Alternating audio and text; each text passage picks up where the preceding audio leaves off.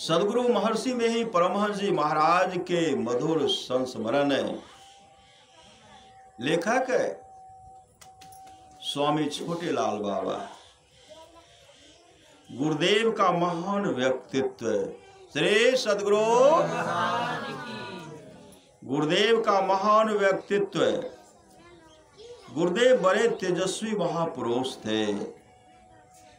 वे कभी भी दीनता को प्राप्त नहीं होते थे। उनके नजदीक जो भी आते थे उनके प्रभाव में आ जाते थे। उनका तेज किसी के भी सामने दबता नहीं था।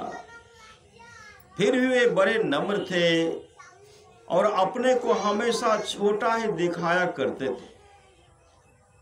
वे कभी अपने मुंह अपनी बड़ाई नहीं करते थे और किसी की कभी निंदा भी नहीं किया करते थे। अपने से छोटे को भी वे स्नेह और सम्मान दिया करते थे। गुरुदेव अपने सेवक शिष्यों और आश्रम वासियों के बीच कोई भेदभाव नहीं रखते थे। वे सदैव सबके साथ समान भाव रखते थे। वे कभी घबराते नहीं थे, कभी उकताते नहीं थे और कभी उद्विग्नता को प्राप्त नहीं होते थे। वे सब कुछ जानते हुए भी अनजान की तरह रहते थे। उनमें बड़प्पन प्रदर्शन की तनिक भी भावना नहीं थी। गुरुदेव में जो सहनशीलता और क्षमाशीलता थी वह समान लोगों में मिलना कठिन है। जो उसी समर्पित भाव से उनकी सेवा किया करते थे, उनके अपराधों को वे अनदेखा कर देते थे। वे बड़े दयालु थे। थोड़ी भी सेवा से प्रसन्न होकर वे भक्तों की इच्छाएं पूरी कर देते थे।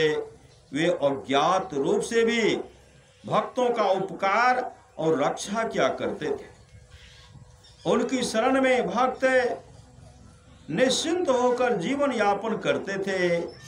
उनकी शरण में रहने वालों की भारी से भारी विपदा भी कटती रहती थी। श्री सदगुरु महाराज की।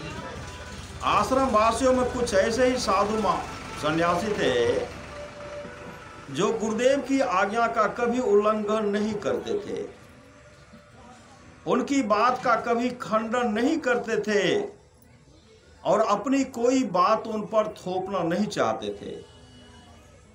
एक दिन एक सेवक शिष्य ने गुरुदेव की कोई बात काटकर उन्हें अपनी ओर से कोई सुझाव दिया। इस पर गुरुदेव उनसे बोले कि मैं तुमको अपना गुरु नहीं बनाऊंगा, मुझे पहले से ही गुरु है। श्री सदगुरु महाराज की। इस पर गुरुदेव उनसे बोले कि मैं तुमको अपना गुरु नहीं बनाऊंगा, मुझे पहले से ही गुरु है। गुरुदेव के व्यक्तित्व को उनके जीवन काल में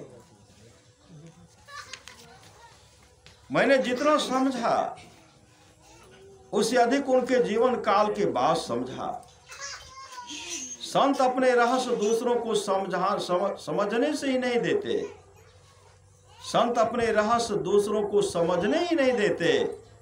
यदि कोई समझ पाते हैं तो उनकी ही कृपा प्राप्त होने पर सेवक को कैसा होना चाहिए, यह बात व्यक्ति तब ठीक ठीक समझ पाता है जब वह स्वयं स्वामी बन जाता है।